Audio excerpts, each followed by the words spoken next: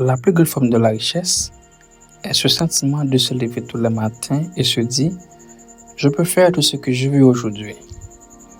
Nous voulons tous devenir riches ou plus riches, dans l'espoir de devenir plus heureux. Le bonheur est un sujet compliqué pour la simple bonne raison que chacun de nous est différent. Mais s'il y a quelque chose universellement commun dans le bonheur, c'est le sentiment qu'il donne à tout le monde d'avoir le contrôle sur sa vie. Le sentiment de pouvoir faire ce que nous voulons, quand nous le voulons, avec qui nous le voulons, et autant de fois que nous le voulons, n'a pas de prix. Et c'est ce sentiment qu'on espère tous acquérir en cherchant à tout prix de la richesse. En effet, la plus grande valeur intrinsèque de la richesse, c'est cette capacité de contrôle sur votre vie qu'elle vous donne. Une petite quantité d'argent de côté vous donne la possibilité de prendre un peu de congé sans le sentiment que vous serez à bout de soupe. Un peu plus vous donne la possibilité de choisir le travail qui vous convient si vous êtes au chômage, au lieu de saisir le premier qui vous est proposé. Ou de pouvoir laisser votre travail si vous n'aimez pas les conditions ou si vous n'aimez pas la façon que votre patron vous traite. Et tout ça sans avoir l'impression que vous serez ruiné.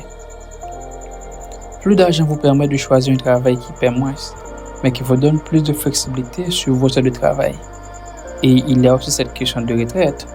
Vous serez en mesure de prendre votre retraite quand vous le voulez, et non quand vous serez forcé de la prendre. La richesse vous donne la possibilité d'acheter du temps et d'avoir des options. En d'autres mots, de la liberté et du contrôle sur votre vie.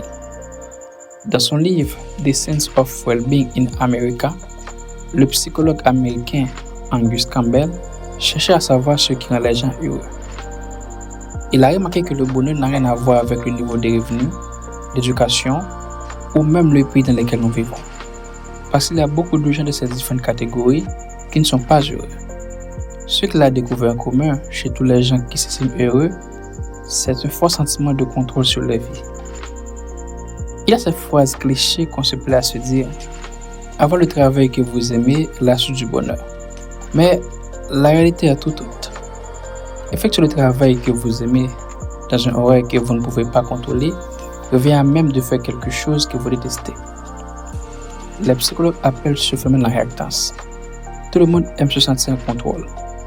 S'ils croient que vous essayez de les amener à faire quelque chose, ils vont se sentir ne pas être en contrôle et ayant l'impression que vous choisissez à leur place. Dans ce cas, soit ils vous disent non, ou essaient de faire quelque chose autre que ce que vous voulez. Et on ne peut pas être encore de notre vie sans avoir le contrôle sur notre temps. Le jeune ontologue américain Carl Pilmer présente quelque chose d'intéressant dans son livre 30 Lessons for Living. Il a essayé de questionner des milliers de personnes âgées sur les leçons qu'elles ont apprises au cours de leur vie. Aucun d'eux n'a mentionné que pour être heureux, vous devez travailler plus dur pour avoir plus d'argent. Aucun d'eux n'a mentionné que pour être heureux, vous devez devenir la plus riche au monde ou vous devez faire le travail que vous aimez. Ce que j'ai mentionné, c'est de passer des moments de qualité avec ses amis. C'est être part de quelque chose de plus grand que soi-même. C'est de passer des moments de qualité avec la famille et ceux que nous aimons. Car ce que vous pouvez comprendre, vos enfants ne veulent pas de votre argent. Une façon précise de dire que vos enfants ne vous veulent pas pour votre argent. Ce qu'ils veulent, c'est vous. Ce sont les moments passés avec vous. Ce qui est en commun avec ces éléments cités, c'est que pour les avoir, il faut avoir du temps et du contrôle sur sa vie. Il faut avoir la liberté pour pouvoir les faire. Merci d'avoir suivi. À bientôt.